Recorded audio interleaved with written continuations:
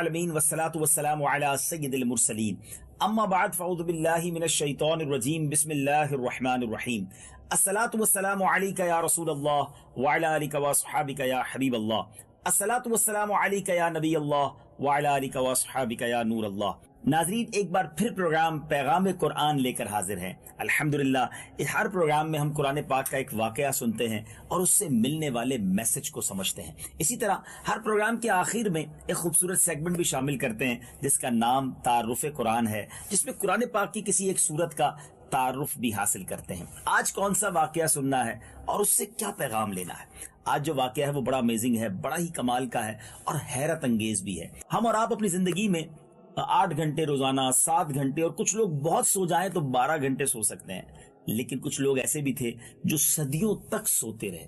جی ہاں، 1 نہیں، 2 نہیں، بلکہ 3 صدیاں وہ آرام کرتے رہے۔ وہ کون لوگ تھے جو 300 سال سے زیادہ عرصہ سوتے رہے، اور اس میں اللہ کی کیا حکمت تھی؟ آئیے قرآنی واقعے کو سنتے ہیں۔ ماجرا کچھ یوں تھا کہ حضرت عیسیٰ علیہ السلام کو جب آسمانوں پر اٹھا لیا گیا تو عیسائیوں کا حال بے حد خراب اور ابتر ہو گیا۔ لوگ بت پرستی کرنے لگے، دوسروں کو بھی بت پرستی پر مجبور کرنے لگے۔ خصوصاً ان کا ایک بادشاہ دقیانوس تھا، وہ بڑا ظالم تھا، اور وہ شخص جو بھی اس طرح جھوٹے خداؤں کو ماننے سے انکار کرتا وہ اسے قتل کر دیا کرتا۔ اصحاب کہف یہ شہر افسوس کے شرفاء تھے۔ کہف کہتے ہیں غار کو، اور یہ غار میں گئے اس لیے اصحاب کہف کہلائے۔ شہر افسوس کے شریف لوگ تھے اور بادشاہ کے معزز درباری بھی تھے، مگر یہ لوگ صاحب ایمان تھے، اللہ کے سوا کسی اور کی عبادت نہیں کرتے تھے۔ دقیانوس کے ظلم و جبر سے پریشان ہو کر یہ لوگ اپنا ایمان بچانے کے لیے اس کے دربار سے بھاگ نکلے اور قریب یہ غار میں جا کر انہوں نے پناہ لے لی، اور پناہ گزی ہوئے تھک گئے تو سو گئے۔ اب کیا ہوا؟ کتنا سوئے؟ یہ لوگ 300 برس سے زیادہ عرصے تک سوتے رہے۔ اللہ کی شان دیکھیں کہ 300 برس سے زیادہ عرصے تک انہیں نیند آ گئی۔ اب دقیانوس نے جب ان لوگوں کو نہ پایا تو تلاش کرنے کا حکم دیا، تو کسی نے بتایا کہ وہ فلاں غار میں جا کر چھپ گئے ہیں۔ بادشاہ کو بڑا غصہ آیا اور بادشاہ نے حکم دیا کہ ان کو باہر نکالنے کے بجائے اس پہاڑ کے جو منہ ہے، پہاڑ کا جو دہانہ ہے، اسی پر دیوار بنا دی جائے تاکہ یہ اندر ہی مر جائیں، یہی پہاڑ ان کی قبر بن جائے۔ اب جس کو دیوار بنانے کا حکم دیا تھا وہ خدا ترس آدمی تھا، نرم دل آدمی تھا، اور وہ بھی صاحب ایمان تھا۔ اس نے کیا کیا کہ اصحاب کہف کے نام لکھے اور ان کی تعداد اور ان کا پورا واقعہ لکھ کر اس جو دیوار بنا رہے تھے اس دیوار کے اندر اس کی جڑ میں وہ تختی بھی رکھ دی، اور ایسی ایک تختی شاہی خزانے میں بھی رکھ دی۔ اب کیا ہوا؟ کچھ دنوں کے بعد دقیانوس بادشاہ کا تو انتقال ہو گیا، سلطنتیں بدلتی رہیں، اور یہاں تک کہ ایک نیک دل اور انصاف پرور بادشاہ جس کا نام تھا بیدروس، وہ تخت نشین ہو گیا۔ اس نے 68 سال تک بہت ہی شان و شوکت کے ساتھ حکومت کی۔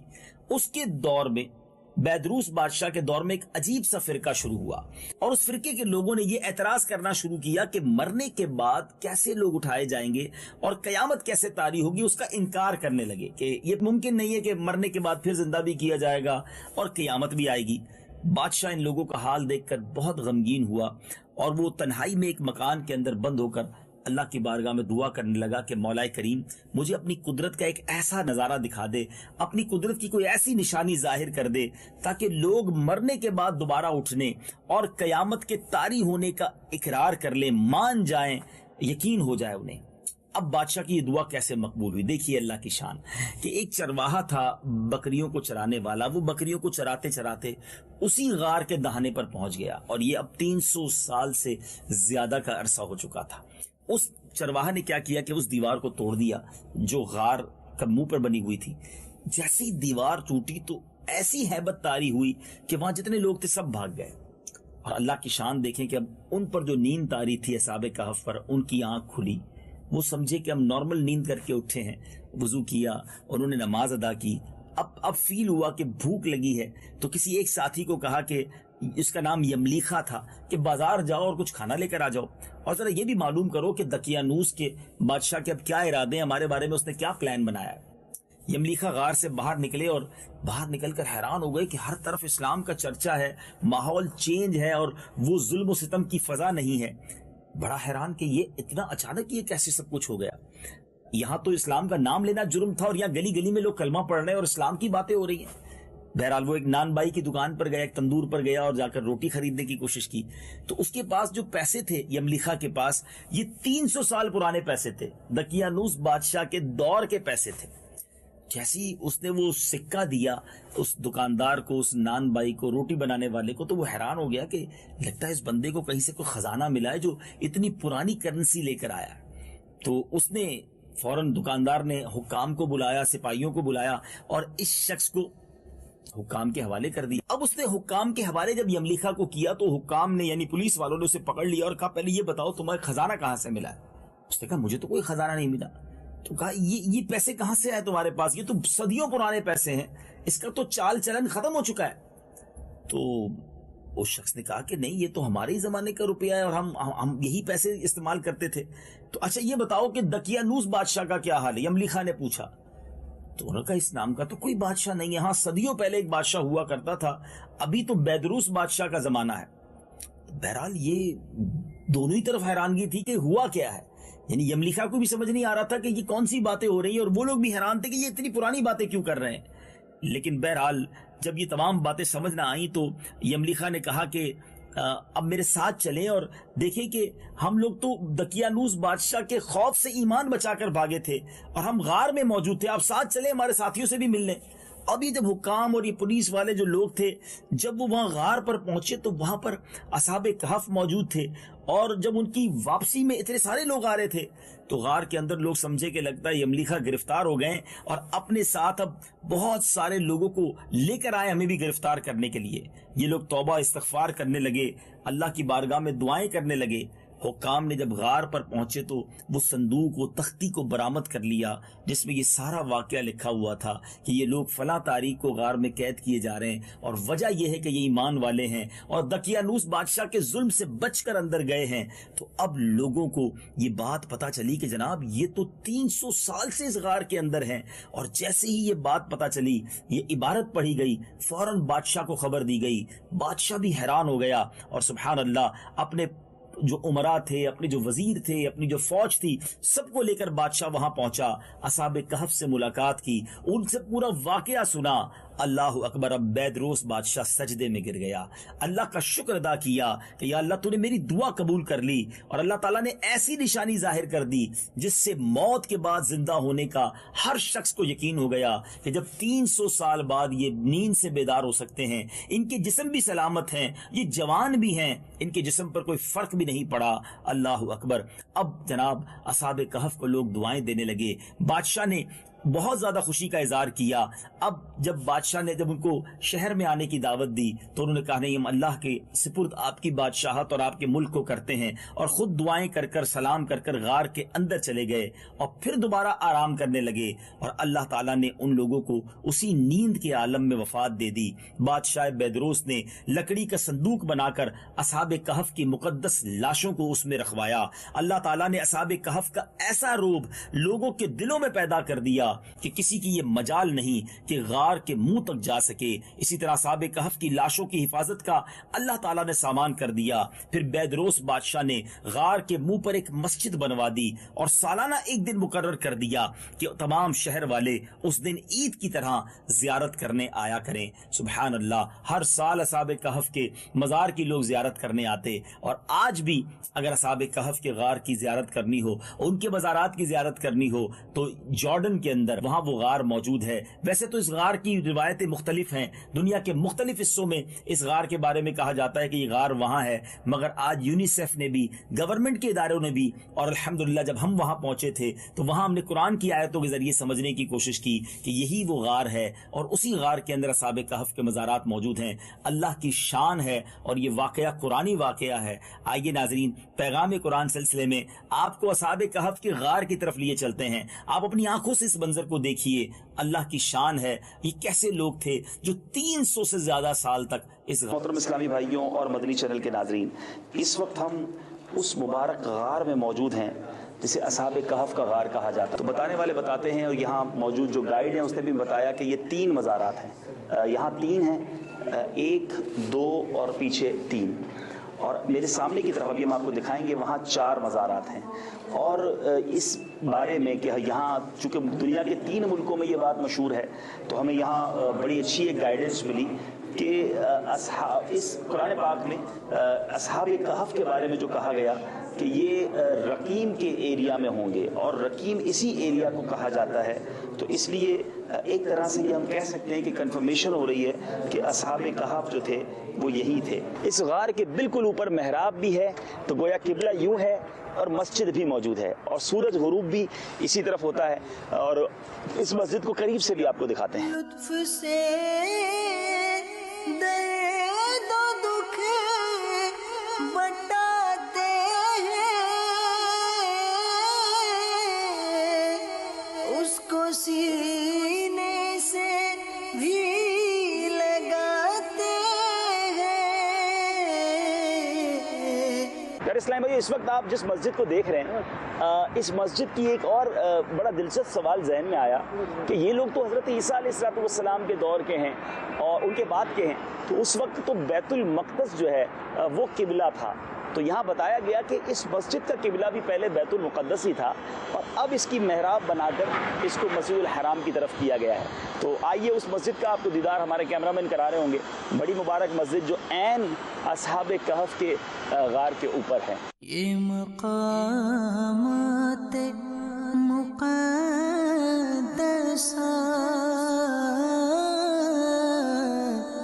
یہ مقامات مقدسہ۔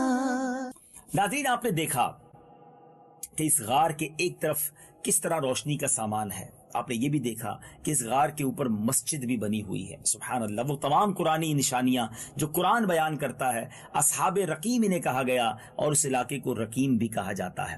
بہرحال اصحاب کہف کی تعداد کتنی تھی؟ اصحاب کہف کی تعداد میں جب لوگوں کا اختلاف ہوا تو قرآن پاک کی یہ آیت نازل ہوئی، چنانچہ پارہ 15 سورہ کہف کی آیت نمبر 22 سنتے ہیں۔ سيقولون ثلاثة رابعهم كلبهم ويقولون خمسة سادسهم كلبهم رجما بالغيب ويقولون سبعة وثامنهم كلبهم قل ربي أعلم بعدتهم ما يعلمهم إلا قليل فلا تمار فيهم إلا مراء ظاهرا ولا تستفت فيهم منهم أحدا۔ اب کہیں گے کہ وہ 3 ہیں، چوتھا ان کا کتا، اور کچھ کہیں گے 5 ہیں، چھٹا ان کا کتا، بے دیکھے الاؤ تکا، یعنی بے تکی بات، اور کچھ کہیں گے 7 ہیں اور 8واں ان کا کتا۔ تم فرماؤ میرا رب ان کی گنتی خوب جانتا ہے، انہیں نہیں جانتے مگر تھوڑے، تو ان کے بارے میں بحث نہ کرو مگر اتنی ہی بحث جو ظاہر ہو چکی، اور ان کے بارے میں کسی کتابی سے کچھ نہ پوچھو۔ حضرت عبداللہ بن عباس رضی اللہ تعالیٰ عنہما نے فرمایا کہ میں انہی کم لوگوں میں سے ہوں جو اصحاب کہف کی تعداد کو جانتے ہیں۔ پھر آپ نے فرمایا کہ اصحاب کہف کی تعداد 7 ہے اور 8واں ان کا کتا ہے۔ اللہ اکبر۔ قرآن مجید فرقان حمید میں اصحاب کہف کا حال کس طرح بیان ہوا، چنانچہ سورہ کہف پارہ نمبر 15 کی آیت نمبر 9 تا 13 کی تلاوت سنیے، اس کا ترجمہ سنیے اور اپنے ایمان کو تازہ کیجیے۔ أم حسبت أن أصحاب الكهف والرقيم كانوا من آياتنا عجبا إذ أوى الفتية إلى الكهف فقالوا ربنا آتنا من لدنك رحمة وهيئ لنا من أمرنا رشدا فضربنا على آذانهم في الكهف سنين عددا ثم بعثناهم لنعلم أي الحزبين أحصى لما لبثوا أمدا نحن نقص عليك نبأهم بالحق إنهم فتية آمنوا بربهم وزدناهم هدى. کیا تمہیں معلوم ہوا کہ پہاڑ کی کھو اور جنگل کے کنارے والے ہماری ایک عجیب نشانی تھے؟ جب ان جوانوں نے غار میں پناہ لی پھر بولے اے ہمارے رب ہمیں اپنے پاس سے رحمت دے اور ہمارے کام میں ہمارے لیے راہ یابی یعنی راہ پانے کے سامان کر. تو ہم نے اس غار میں ان کے کانوں پر گنتی کے کئی برس تھپکا. پھر ہم نے انہیں جگایا کہ دیکھیں دو گروہوں میں کون ان کے ٹھہرنے کی مدت زیادہ ٹھیک بتاتا ہے. ہم ان کا ٹھیک ٹھیک حال تمہیں سنائیں. وہ کچھ جوان تھے کہ اپنے رب پر ایمان لائے اور ہم نے ان کو ہدایت بڑھائی. ناظرین اب سنتے ہیں کہ اصحاب کہف کے نام کیا تھے. نام اس زمانے کے تھے اس لیے ہمیں آج لینا مشکل ہے. بہرحال جو کتابوں میں لکھا ہے مکس ملینا، یملیخا، تونس، نینوس، ساریونس، زنوانس، فلسطیونس، یہ آخری چرواہے تھے جو راستے میں ساتھ ہو لیے تھے اور ان لوگوں کے کتے کا نام کتمیر تھا. اللہ اکبر. اور اصحاب کہف کے ناموں کی تاثیر کتنی شاندار ہے. حضرت ابن عباس رضی اللہ تعالیٰ عنہ سے روایت ہے کہ اصحاب کہف کے ناموں کا تعویذ 9 کاموں کے لیے فائدہ مند ہے. نمبر 1 بھاگے ہوئے کو بلانے کے لیے اور دشمن سے بچ کر بھاگنے کے لیے. نمبر 2 آگ بجھانے کے لیے کپڑے پر لکھ کر آگ میں ڈال دے. نمبر 3 بچوں کے رونے اور تیسرے دن آنے والے بخار کے لیے. نمبر 4 درد سر کے لیے دائیں بازو پر باندھیں. نمبر 5 ام الصبیان کے لیے گلے میں پہنائے. نمبر 6 خشکی اور سمندر میں سفر میں محفوظ ہونے کے لیے. نمبر 7 مال کی حفاظت کے لیے. نمبر 8 عقل بڑھانے کے لیے. اور نمبر 9 گناہ گاروں کی نجات کے لیے. اللہ اکبر. ان کے ناموں کی برکت اتنی ہے سبحان اللہ. اصحاب کہف کتنے دنوں تک سوتے رہے جب قرآن کی آیت وَلَبِثُوا فِي كَهْفِهِمْ 300 سِنِينَ وَازْدَادُوا 9 اور وہ اپنے غار میں 300 برس ٹھہرے 9 اوپر. تو کفار کہنے لگے کہ ہم 300 برس کے متعلق تو جانتے ہیں کہ اصحاب کہف اتنی مدت تک غار میں رہے مگر ہم 9 برس کو نہیں جانتے. تو پیارے آقا علیہ الصلوۃ والسلام نے فرمایا تم لوگ شمسی سال جوڑ رہے ہو اور قرآن مجید نے قمری سال کے حساب سے مدت بیان کی ہے اور شمسی سال کے ہر 100 برس میں 3 قمری سال بڑھ جاتے ہیں. سبحان اللہ. آج بھی اگر ہم دیکھیں تو ہر 32-33 سالوں بعد اسلامک ایئر اور جو ہمارا کیلنڈر ایئر ہے اس میں 1 سال کا فرق آ جاتا ہے. تو 100 سال میں 3 سال کا فرق اور 300 سال میں 9 سال کا فرق یعنی گویا 309 قمری سالوں تک یہ سوتے رہے. یہ قرآن میں آیا. اب یہاں پر جو ہمیں سبق ملتا ہے اس واقعے سے سیکھنے کو کیا ملتا ہے؟ یاد رہے مرنے کے بعد زندہ ہو کر اٹھنا حق ہے اور اصحاب کہف کا واقعہ اس کی نشانی اور دلیل ہے اور یہ قرآن مجید میں موجود ہے. نمبر 2 جو اپنے دین و ایمان کی حفاظت کے لیے اپنا وطن چھوڑ کر ہجرت کرتا ہے اللہ تعالیٰ غیب سے اس کی حفاظت کا سامان فرماتا ہے. ایسی مدد کرتا ہے کہ عقل بھی حیران ہو جاتی ہے سبحان اللہ. نمبر 3 اللہ والوں کے ناموں میں برکت اور نفع بخش تاثیر ہوتی ہے سبحان اللہ. ان کے ناموں میں کتنی برکت ہے. نمبر 4 بیدروس ایک ایماندار اور نیک دل بادشاہ تھا. اصحاب کہف کے غار کی زیارت کے لیے اس نے ایک دن مقرر کر دیا. اس سے معلوم ہوا کہ بزرگوں کے عرس کا دستور زمانہ قدیم سے چلا آ رہا ہے. یہ نیک لوگوں کا انداز ہے اور بہت پرانا ہے سبحان اللہ. اسی طرح بزرگوں کے مزارات کے پاس مسجد تعمیر کرنا اور وہاں عبادت کرنا بھی بہت پرانا اور مبارک طریقہ ہے کیونکہ بیدروس بادشاہ نے اصحاب کہف کے غار کے پاس ایک مسجد بنا دی تھی جس کا ذکر قرآن مجید کی سورہ کہف میں ہے. اور ایک اور عشق والی بات کہ اصحاب کہف تو جنت میں جائیں گے مگر وہ کتا جو ان کی غار پر چوکیداری کے لیے تھا علماء فرماتے ہیں کہ وہ بھی جنت میں جائے گا.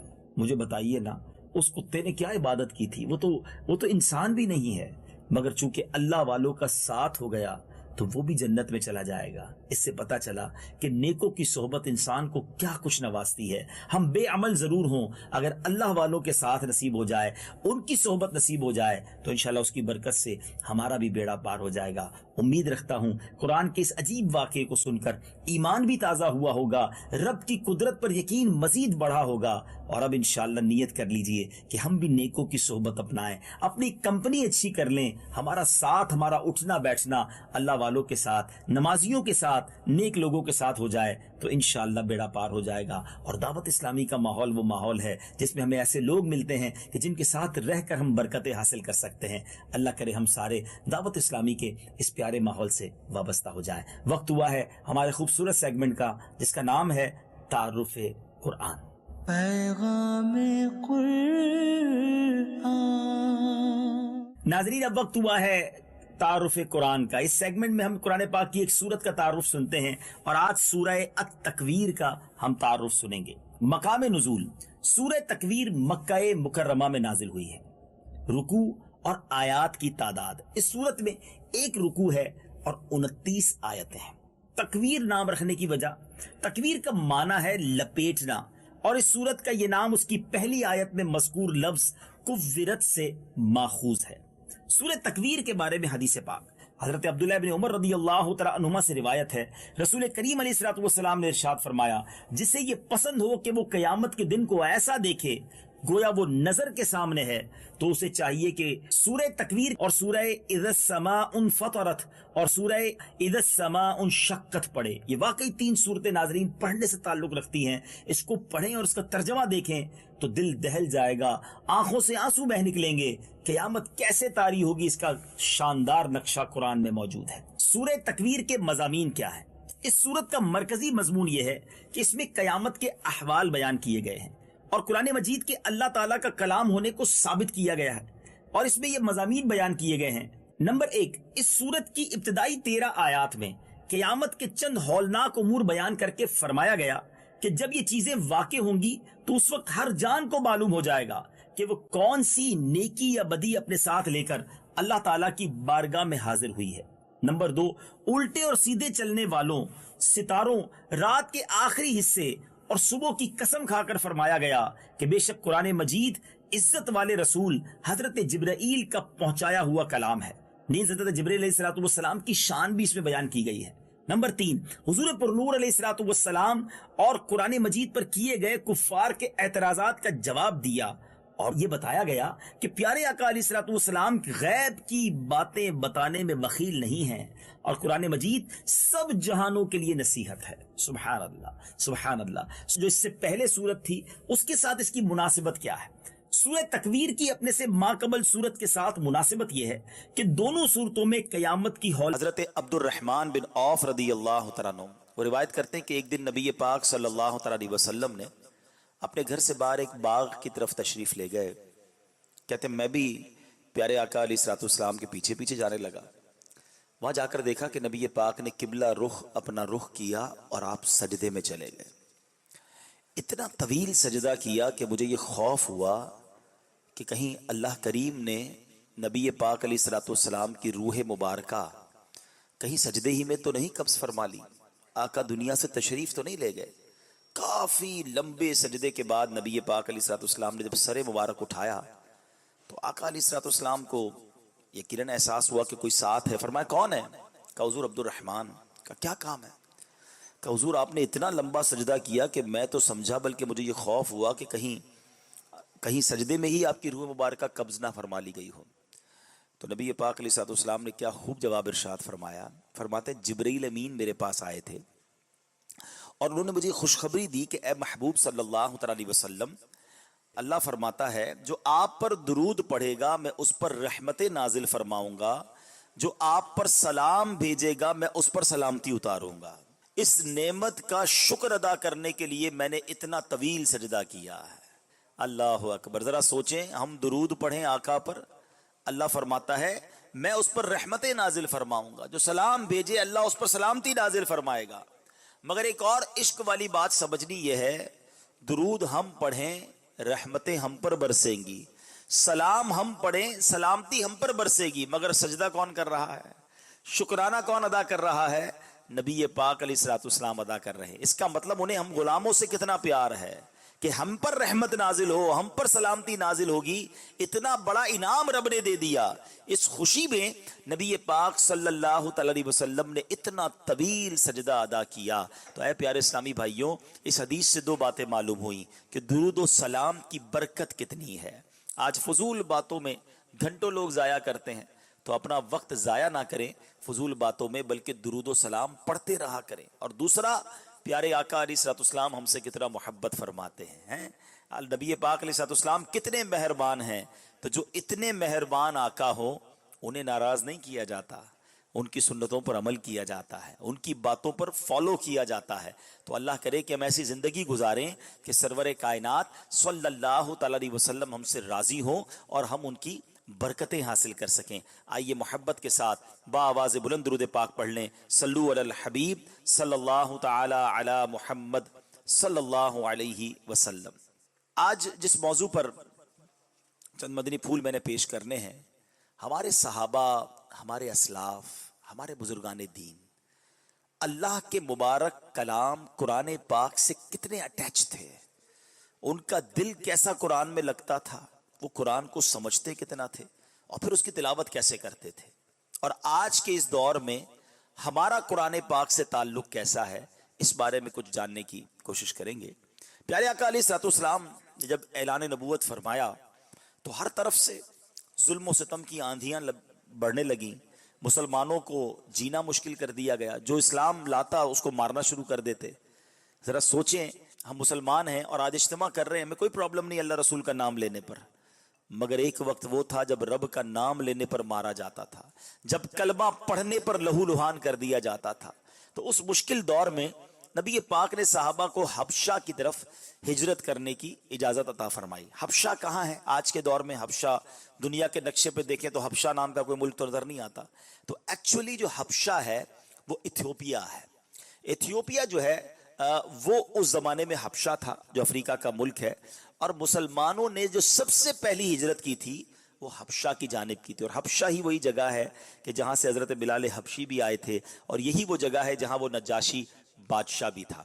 अच्छा, अब हुआ ये कि जब हबशा में नजाशी बादशाह की हुकूमत थी और नजाशी जो बादशाह था रहमतुल्लाहि तआला अलैह, उसने सहाबा इकराम को अपने दरबार में बुलाया। और वहां हुआ ये कि जब सहाबा पहुंच गए ना, तो उन कुफ्फारे मक्का को चैन नहीं आ रहा था कि ये हमारे चुंगल से निकल गए, हम तो इनको मारना चाहते थे, ये अफ्रीका पहुंच गए। तो वो जालिम वो भी अफ्रीका पहुंचे, वो भी हबशा पहुंचे और नजाशी बादशाह से कहते हैं कि हमारे कुछ मेहमान, हमारे कुछ मुजरिम तुम्हारे पास आ गए, भाग कर आगे वापस करो। तो नजाशी बादशाह ने कहा अच्छा ऐसा है, तो मुसलमानों को भी बुलाया। अब उसी दरबार में कुफ्फारे मक्का भी मौजूद हैं, दुश्मनाने इस्लाम भी मौजूद हैं और नजाशी बादशाह भी मौजूद है। अब मुसलमान आ गए। अब नजाशी बादशाह ने कहा कि तुम्हारा पैगाम क्या है, तुमने ऐसा क्या किया जिसकी वजह से ये कुफ्फारे मक्का तुम्हारे खिलाफ हैं। तो नजाशी बादशाह से साहबा ने कहा हम आपको कुरान पढ़कर सुनाते हैं, हम अल्लाह का कलाम आपको पढ़कर सुनाते हैं। चुनांचे हजरत जाफर रदी अल्लाह तआला अन्हु ने नजाशी बादशाह के सामने सूरह मरियम की तिलावत फरमाई। और क्या कमाल की सूरत आपने चूज की, क्योंकि वो उस वक्त ईसाई था, वो ईसाई मजहब को मानने वाले थे। तो हजरत ईसा अलैहिस्सलातु वस्सलाम के बारे में इस्लाम क्या कहता है और क्या इस्लाम की तालीमात हैं, वो हजरत जाफर ने उनके सामने तिलावत की। जैसे ही आपने तिलावत की, वो पुरसोस तिलावत तासीर का तीर बनकर नजाशी बादशाह के दिल में उतर गई। आप तिलावत करते जाते थे, वो फूट फूट कर रोता जा रहा था। और उसने जुमला कहा कि कुरान और जो इंजील है ये एक ही नूर के दो चराग हैं, एक ही नूर की हिदायत है और ये हमें वही रब की तरफ बुलाने वाले कलाम हैं। इस वाक़े के बाद नजाशी बादशाह ने अपना एक वफ्द भेजा नबी पाक अलैहिस्सलाम की बारगाह में। उस वफ्द में 70 अफराद थे। ये लोग जब नबी पाक के पास पहुंचे तो अब सरवर कायनात अलैहिस्सलाम ने उनके सामने यासीन शरीफ की तिलावत शुरू कर दी। और जब उन्होंने यासीन शरीफ सुनी तो अल्लाह का पाकीज़ा कलाम सुनकर ये सारे लोग भी ज़ारो के तार रोने लगे। यानी पहले के लोग कुरान सुनते थे, कुरान उनके दिल पर असर भी करता था और उनकी आंखों से आंसू भी रवाना होते थे। जब ये लोग रोने लगे ना, तो इनकी शान में قرآن کی آیت نازل ہوئی. اللہ قرآن میں فرماتا ہے وَإِذَا سَمِعُوا مَا أُنزِلَ إِلَى الرَّسُولِ تَرَىٰ أَعْيُنَهُمْ تَفِيضُ مِنَ الدَّمْعِ مِمَّا عَرَفُوا مِنَ الْحَقِّ يَقُولُونَ رَبَّنَا آمَنَّا فَاكْتُبْنَا مَعَ الشَّاهِدِينَ. اللہ فرماتا ہے جب یہ سنتے ہیں وہ جو رسول کی طرف نازل کیا گیا تو تم دیکھو گے کہ ان کی آنکھیں آنسو سے ابل پڑتی ہیں، اس لیے کہ وہ حق کو پہچان گئے. کہتے ہیں کہ اے ہمارے رب ہم ایمان لائے پس تو ہمیں حق کے گواہوں کے ساتھ لکھ دے. یعنی کیسے لوگ تھے کہ جب قرآن سنتے تھے تو ان کی آنکھوں سے آنسو نکلتے تھے. یاد رہے کہ تلاوت قرآن پڑھنا کرنا اور اس وقت آنسو بہانا یہ سعادت مندوں کا طریقہ ہے. اللہ کریم قرآن مجید میں ایک اور جگہ ارشاد فرماتا ہے اللہ نزل احسن الحدیث کتابا متشابہا مثانی تقشعر منہ جلود الذین یخشون ربہم ثم تلین جلودہم وقلوبہم الی ذکر اللہ. اللہ قرآن میں فرماتا ہے اللہ نے سب سے اچھی کتاب اتاری کہ ساری ایک جیسی ہے، بار بار دہرائی جاتی ہے. اس سے ان لوگوں کے بدن پر بال کھڑے ہو جاتے ہیں، ان لوگوں کے بدن پر بال کھڑے ہوتے ہیں جو اپنے رب سے ڈرتے ہیں، پھر ان کی کھالیں اور دل اللہ کی یاد کی طرف نرم پڑ جاتے ہیں. حضرت اسماء رضی اللہ تعالی عنہا فرماتی ہیں صحابہ کرام کی حالت یہ تھی کہ جب ان کے سامنے قرآن تلاوت کیا جاتا تو ان کی آنکھوں سے آنسو جاری ہو جاتے، ان کے رونگٹے کھڑے ہو جایا کرتے تھے. یہ ہے قرآن سننے کا صحیح طریقہ، یہ ہے قرآن سے محبت کا انداز کہ آنکھوں سے آنسو بہیں اور جسم پر ایک کیفیت طاری ہو جائے. کیونکہ ایکچولی کبھی سمجھا آپ نے کہ تلاوت یہ قرآن ہے کیا، یہ کس کا کلام ہے؟ مولا علی شیر خدا کرم اللہ تعالی وجہ الکریم سے پوچھے کہ قرآن کیا ہے، وہ کہتے ہیں جب میرا جی چاہتا ہے کہ اللہ مجھ سے بات کرے، اللہ مجھ سے کلام کرے تو میں تلاوت کرنا شروع کر دیتا ہوں. قرآن کلام اللہ ہے نا، اور جب میرا جی چاہتا ہے میں رب سے بات کروں میں دعا کرنا شروع کر دیتا ہوں. ذرا سوچو اللہ سے بات کرنا کتنا آسان ہے. آج دنیا والوں سے بات کرنا آسان نہیں ہے. کسی بہت بڑے آدمی، وڈیرے، سائیں، منسٹر، بزنس مین سے ملنا ہو تو ٹائم لینا پڑتا ہے، اپوائنٹمنٹ لینا پڑتا ہے. مگر اگر اللہ سے بات کرنی ہے تلاوت کرو، اللہ تم سے بات کر رہا ہے. دعا کرو، تم رب سے بات کر رہے ہو، مگر اس کے لیے ٹائم ہی نہیں ہے کسی کے پاس. سب سے بات کرنے کا ٹائم ہے، رب سے بات کرنے کا ٹائم نہیں ہے. سب کے پاس جانا ہے مگر رب کے پاس نہیں جانا ہے. قرآن پڑھنے کا شوق ہی نہیں ہے. اول تو پہلے قرآن پڑھنا نہیں آتا، آئے تو پھر اس کیفیت میں کہاں سے پڑھیں؟ اور یہ کیفیت کب بنے گی؟ جب قرآن کو ہم اچھے انداز سے پڑھنے والے بنیں گے. اور نبی پاک خود بھی صحابہ کو ترغیب دیا کرتے کہ قرآن پڑھو تو سمجھو اور پھر اس پر آنسو بھی بہاؤ. ایک بار نبی پاک علیہ الصلوۃ والسلام نے، حضرت جریر بن عبداللہ راوی ہیں، کہتے ہیں نبی پاک نے صحابہ کرام کے سامنے فرمایا کہ میں تمہارے سامنے سورہ تکاثر کی تلاوت کرتا ہوں. کون سی سورت؟ الہاکم التکاثر حتی زرتم المقابر. صرف یہ 2 آیتیں سمجھ لینا، صرف 2 آیتیں. کاش یہ 2 باتیں ہم سمجھ لیں. کیا ہے ان 2 آیتوں میں؟ قرآن کہتا ہے الہاکم التکاثر، تمہیں ہلاک کر دیا مال کی زیادہ طلبی نے، اور تکاثر، اور کثرت، اور چاہیے اور چاہیے. اینڈ آف دا ڈے ہوتا کیا ہے؟ حتی زرتم المقابر، یہاں تک کہ تم نے قبروں کا منہ دیکھا. پلاننگ 5 سال کی ہے، 10 سال کی ہے، 20 سال کی ہے، بس تھوڑا ٹائم کے بعد یہ کر لوں گا، پھر یہ زمین بیچ کر یہ کر لوں گا، پھر یہ کام کروں گا تو یہ فیکٹری کھول لوں گا. اگلے 15 سال کی تمہاری پلاننگ ہے، وہ پلاننگ ادھر ہی رہ گئی. حتی زرتم المقابر، تم نے قبروں کا منہ دیکھا. آج ہم ٹریول کر رہے ہیں، کوئی یہاں سے کراچی جا رہا ہے، کوئی کہیں اور جا رہا ہے، ہم کبھی نہیں سوچتے کہ ہو سکتا ہے یہ سفر آخری سفر ہو. کیا روڈوں پہ ایکسیڈنٹ نہیں ہوتے؟ ہمیں 1 منٹ پہلے پتا نہیں ہوگا کہ ہم دنیا سے جانے والے ہیں. حتی زرتم المقابر، یہاں تک کہ تم نے قبروں کا منہ دیکھا. آج کل موبائل کمپنیاں ہمیں میسج کرتی ہیں نا کہ آپ کا بیلنس ختم ہونے والا ہے، ذرا بیلنس ڈلوا لیں ورنہ آپ ڈیٹا یوز نہیں کر سکیں گے، فون یوز نہیں کر سکیں گے.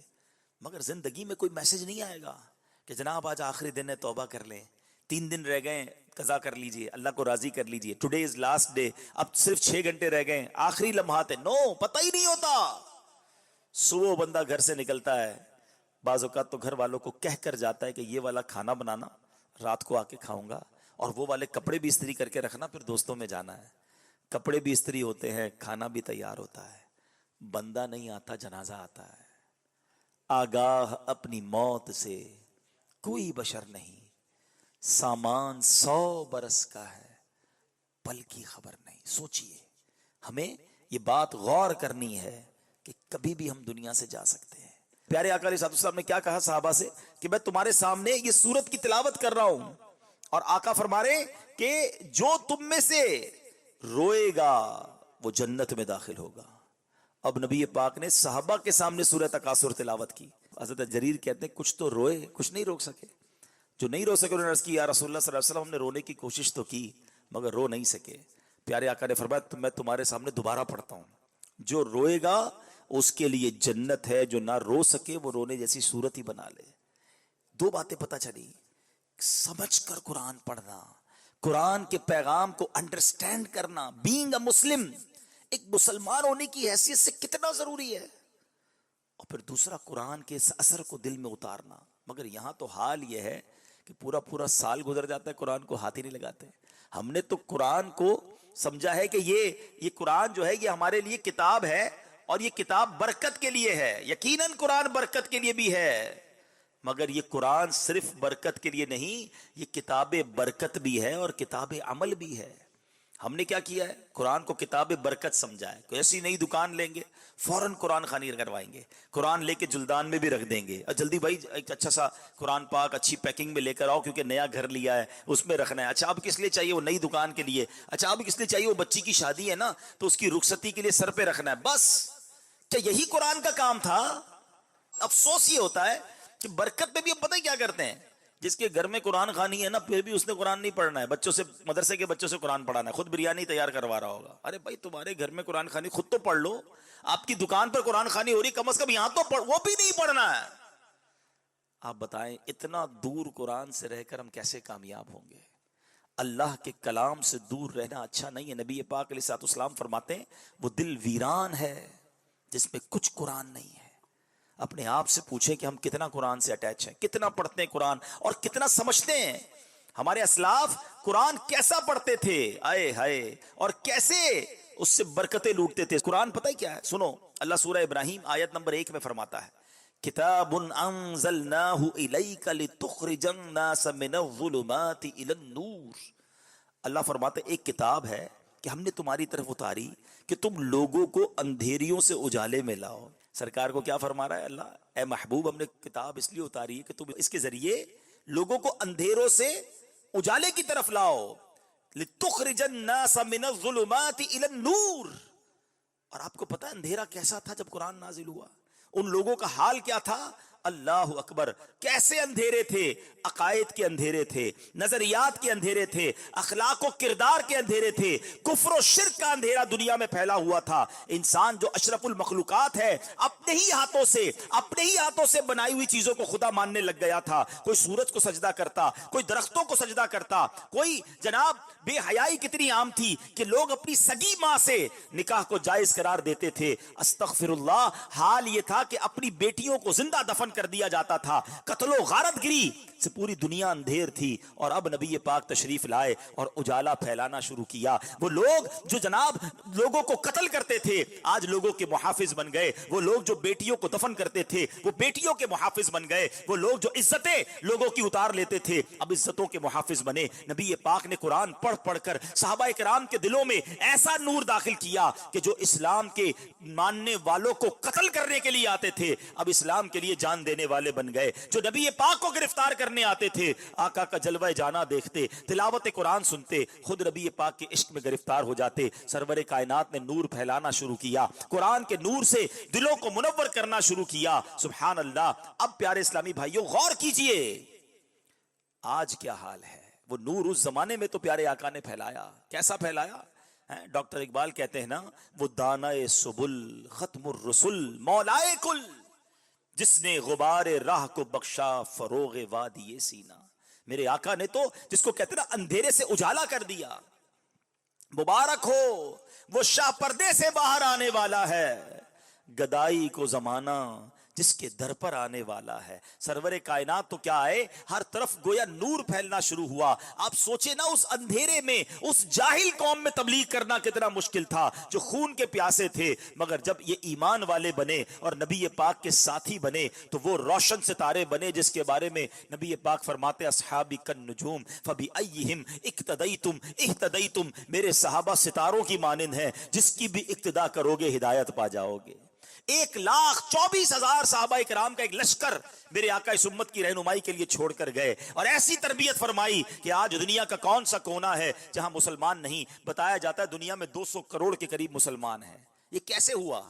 یہ وہ تربیت تھی نبی پاک کی, یہ وہ نور تھا جو میرے آقا نے قرآن پڑھ پڑھ کر صحابہ کی تربیت کی. صحابہ لے کر پوری دنیا میں گئے, اولیاء کرام نے یہ پیغام لیا اور آگے بڑھے. مگر آج ایسا لگتا ہے کہ قرآن سے دور ہو کر پھر ظلمتیں بڑھ رہی ہیں, پھر اندھیرے بڑھ رہے ہیں, پھر بدکاریاں بڑھ رہی ہیں, پھر دین سے دوری بڑھ رہی ہے. لوگ کہتے ہیں یار کفار بڑے آگے بڑھ گئے, جس کو دیکھو یہی بات کرتا ہے, دیکھو یار ترقی ان کی کتنی ہے, ان کے پاس کتنی جناب جو ہے وہ ہر طرف سے ان کے پاس آسانیاں ہیں. ایکچولی ہماری بھول ہے, ترقی کے سارے اسباب ہمارے پاس ہیں, ہم اس کو بروئی کاری نہیں لا رہے. ایک ایگزامپل کے ذریعے, کسی بندے کے پاس گاڑی ہو اور وہ اس کو 40 کی رفتار سے چلا رہا ہے, اور ایک موٹر سائیکل والا برابر سے گزرے اور 80 کی رفتار سے نکل جائے, تو کوئی یہ کہے گا کہ یار موٹر سائیکل والے تو آگے بڑھ گئے, اس کے پاس زیادہ ترقی ہے. ترقی تو اسی کے پاس تھی, اس کو گاڑی چلانے ہی نہیں آ رہی, یہ سپیڈ ہی نہیں دے رہا. تو موٹر سائیکل والا آگے بڑھ گیا تو اس کا مطلب یہ نہیں کہ موٹر سائیکل والے کے پاس ترقی کے پاس چیزیں تھی, اس کے پاس تو موٹر سائیکل ہے, تمہارے پاس گاڑی ہے.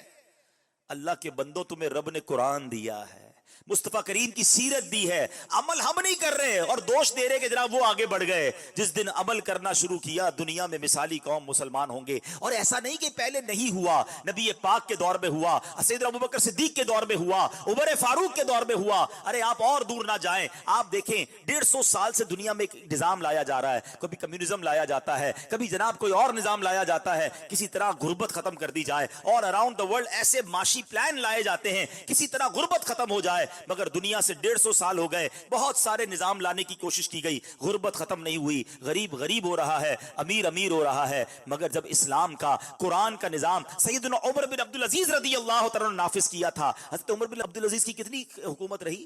اونلی 30 months, 2.5 سال.